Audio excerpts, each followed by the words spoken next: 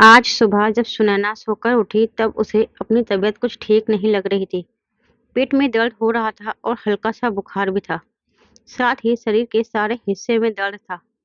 इसीलिए वह जल्दी जल्दी घर के काम खत्म करके डॉक्टर को दिखाने के लिए अस्पताल चली गई। अस्पताल पहुंचकर उसने डॉक्टर को सारी बात बताई थी।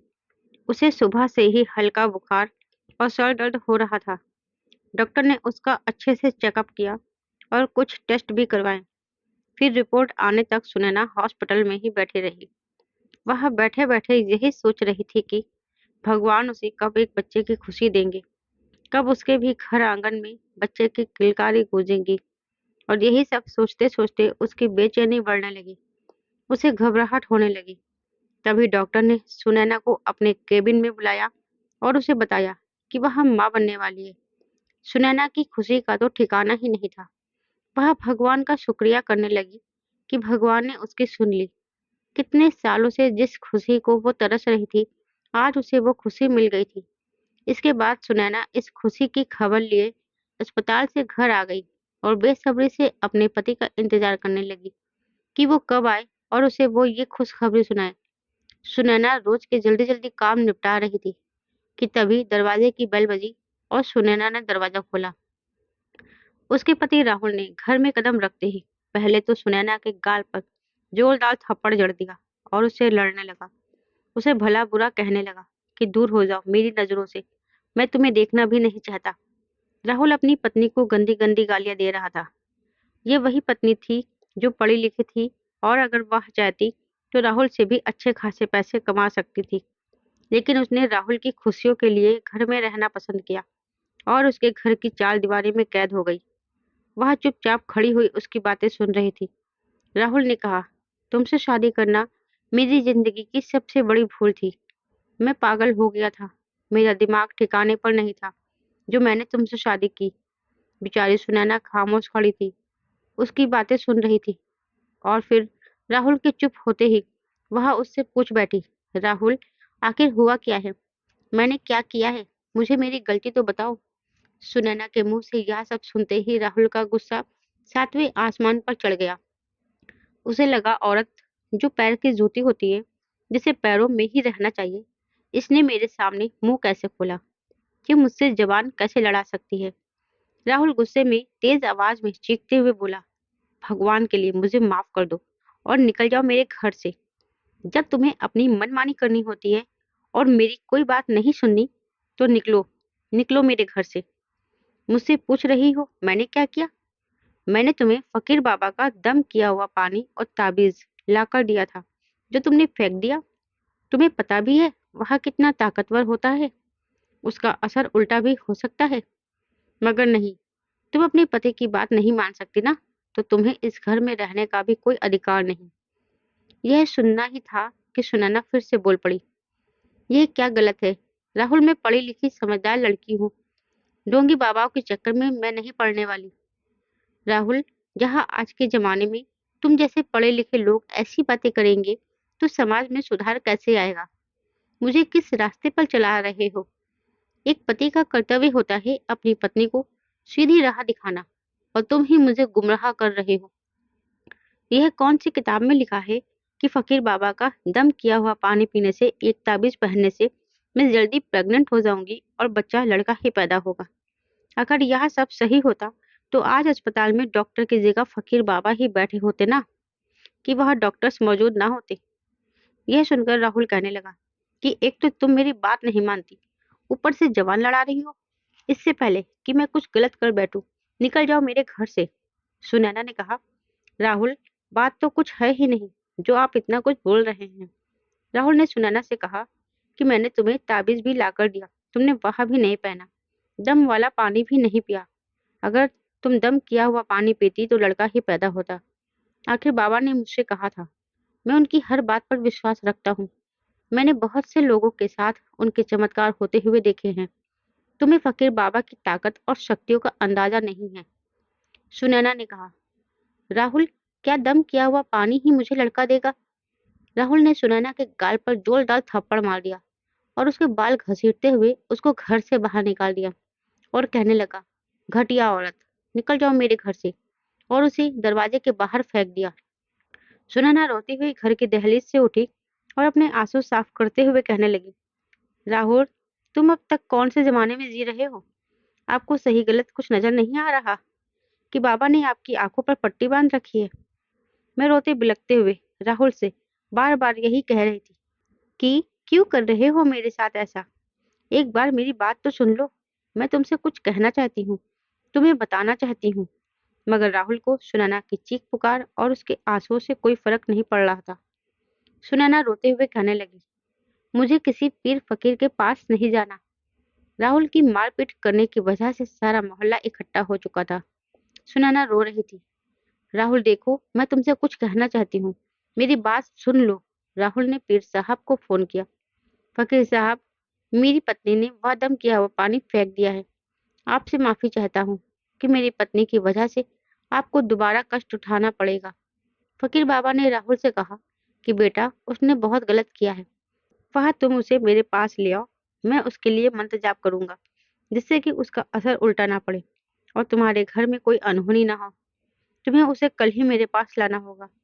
राहुल ने बाबा की बात सुनकर फोन रख दिया और राहुल मुझसे कहने लगा, सुनैना, तुम्हें मेरे साथ फकीर बाबा के पास जाना पड़ेगा। सुनैना बोली, राहुल देखो, ये हमारे घर का मामला है, इसमें हमें किसी अजनबी को नहीं डालना चाहिए। राहुल देखो, पति पत्नी का रिश्ता विश्वास पर टिका होता है, इसमें किसी तीसरे की कोई जगह नहीं होती, और अगर कोई तीसरा आ जाता है तो रिश्ता नहीं बचता।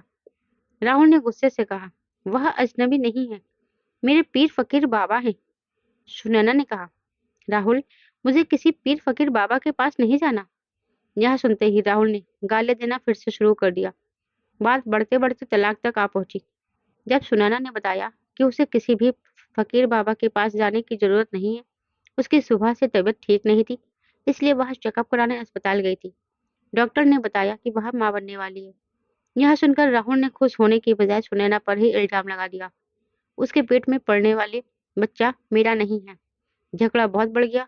गुस्से में राहुल ने सुनैना के पेट पर लात मारकर उसे घर से निकाल दिया और उसे तलाक दे दिया।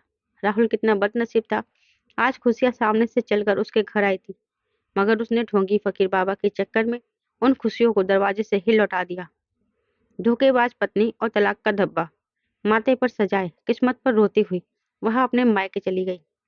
राहुल अकड़कर उसे माँ बहन की गाली दे रहा था, न जाने क्या क्या कह रहा था कि घटिया औरत, पति की इज्जत करनी नहीं आती, ऐसी औरतों को तो जान से मार देना चाहिए, ये इसी लायक होती हैं। जैसे ही यह खबर राहुल के माता पिता को पता चली, वैसे ही वह लोग राहुल के पास आ गए, क्योंकि राहुल अपने माँ बाप से अलग रहता था।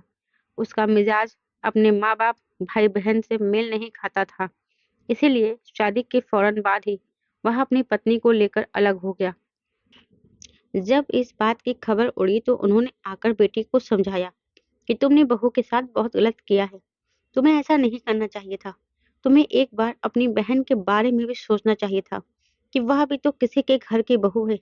कल को कोई उसके ससुराल में भी उसके साथ ऐसा व्यवहार करेगा तो क्या तुम बर्दाश्त कर पाओगे? इस पर राहुल अपनी माँ से कहने लगा कि आप लोगों को नहीं पता, वह खुद को पता नहीं क्या समझती थी, कोई बात नहीं मानती थी, और मैं इस बारे में अब और कुछ नहीं सुनना चाहता। अब बस मैं और नहीं रह सकता उस औरत के साथ। सुनैना जब घर पहुंची तो उसकी हालत बहुत खराब थी। उसके घर वाले उसे हॉस्पिटल ले गए। वह 1 महीने की प्रेग्नेंट थी, लेकिन अब उसका बच्चा मर चुका था। सुनैना की भी हालत बहुत नाजुक थी।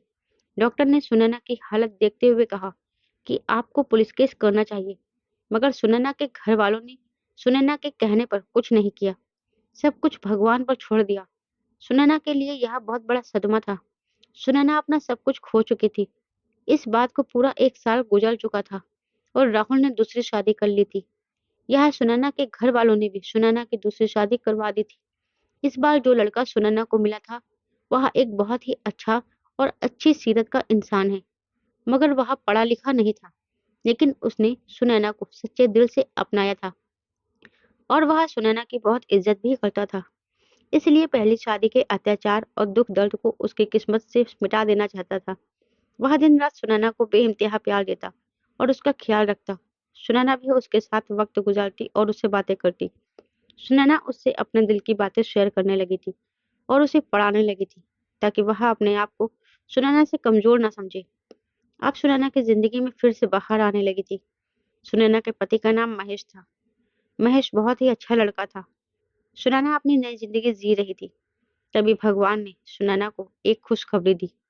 सुनैना आज बहुत खुश थी और 9 महीने बाद उसका एक खूबसूरत बेटा हुआ। सुनैना और महेश अपनी जिंदगी में बहुत खुश थे। सुनैना कभी कभी अपने पहले बेटे को याद करके रोती थी। महेश हमेशा यही कहता, सुनैना, पुरानी बातों को याद करके अपना आज खराब मत करो। पुरानी बातों को अपने दिल से निकाल दो और बुरा सपना समझकर भूल जाओ और अपने आज में जियो ताकि तुम खुश रहो। तभी तुम अपने बेटे को भी खुश रख पाओगी। जिसने जैसे कर्म किए हैं, मौत के बाद उसके पाप और पुण्य का हिसाब होगा। महेश का साथ सुनैना के लिए सुकून भरा था। उधर राहुल आज भी अपने माँ बाप से अलग रहता था, लेकिन वह आज तक उन झूठे पीर फकीर बाबाओं पर यकीन रखने वाला आज भी वही राहुल था। राहुल की दूसरी बीवी पहले से ही तलाकशुदा थी। उसने सोचा, पहले ही मैं बहुत कुछ झेल कर आई हूँ, अब जो पति कहेगा मैं वही करूंगी। कभी जो उसको बुखार होता या सर दर्द हो जाता तो राहुल अपनी पत्नी को लेकर फकीर बाबा के पास चला जाता। वह उसको दम करता, उसका हाथ पकड़ता। मोहिनी को बहुत बुरा लगता, मगर वह खामोश रहती। उसको इस फकीर बाबा से डर लगने लगा था। मोहिनी ने एक बार अपने पति राहुल को बताया, मगर राहुल ने उल्टा मोहिनी को ही डांट दिया। मोहिनी का पहला पति उसे छोड़ चुका था। दूसरी बार वह तलाक का धब्बा बर्दाश्त नहीं कर सकती थी और मोहिनी अपने पति के डर से सब कुछ बर्दाश्त कर रही थी। वह खामोश ही रहती, राहुल के कठोर शब्द भी सुन लेती और एक शब्द भी ना कहती। इधर सुनैना अपने पति के साथ घूमने बाहर जा रही थी और भगवान का शुक्रिया कर रही थी कि उसे इतना अच्छा पति मिला जो उसे पलकों पर बैठा कर रखता है। सुनैना आज बहुत खुश थी। उधर राहुल अपनी बीवी को लेकर एक दिन फकीर बाबा के पास गया। कहने लगा, फकीर बाबा दुआ करे, हमारा बेटा ही हो। फकीर बाबा ने मोहिनी के पेट पर हाथ रखा और आंखें बंद कर ली। कुछ पढ़ने लगा और कहने लगा, अपनी पत्नी को 20 दिन तक लगातार मेरे पास लेकर आओ। मैं दुआ करूंगा कि बेटा ही होगा। मोहिनी बहुत रोती थी कि भगवान मेरे पति को समझ दे। फकीर बाबा मुझे गलत तरीके से छूता है, मैं क्या करूं। मोहिनी जैसी न जाने कितनी लड़कियां इन पीर फकीर बाबा की हवस का निशाना बन रही थी। कुछ दिन गुजरे, राहुल काम में बिजी रहने लगा। फकीर बाबा अब दुआ के लिए राहुल के घर आने लगे थे। मोहिनी को हवस भरी नजरों से देखता। एक दिन मोहिनी ने राहुल को बताना चाहा, लेकिन राहुल का यकीन इतना पक्का था फकीर बाबा के लिए कि वह उनके खिलाफ कुछ सुनना ही नहीं चाहता था। मोहिनी बेबस हो गई थी। राहुल फकीर बाबा के खिलाफ कोई बात सुनने को तैयार नहीं था और उधर फकीर बाबा उसको अपनी हवस का निशाना बना रहे थे। एक दिन राहुल घर पर नहीं था। मोहिनी सो रही थी। फकीर बाबा घर आए। उन्होंने मोहिनी के साथ बदतमीजी करने लगा। तभी राहुल घर आ गया और देखा कि फकीर बाबा कमरे में हैं। राहुल जैसे ही कमरे में दाखिल हुआ तो देखा फकीर बाबा मोहिनी के साथ बदतमीजी कर रहा है। वह गुस्से में पागल होने लगा। फकीर बाबा को थप्पड़ मारा, गालियां दी। मोहिनी बहुत डर गई थी। राहुल ने कुल्हाड़ी उठाकर मोहिनी के सर पर मार दी और कहने लगा, बेशर्म औरत, मेरे पीछे यह सब काम कर रही है। मोहिनी ने वही दम तोड़ दिया। राहुल ने झूठे फकीर बाबा को भी कुल्हाड़ी मारनी चाहिए, मगर वह फकीर जान छुड़ाकर भाग निकला। जब मोहल्ले वालों को पता चला, सब के सब इकट्ठा हो गए। न्यूज चैनल वाले भी पहुंच गए। न्यूज टीवी पर आने लगी। बीवी पर शक के नाम पर कत्ल कर दिया। सुनैना भी न्यूज देख रही थी। राहुल को देखकर वह चीखें मारने लगी। वो डर गई थी। मासूम लड़की को मार डाला। इसमें क्या कसूर था मोहिनी का, जो इस आदमी ने उसकी जान ही ले ली। राहुल की उम्र कैद की सजा हो गई।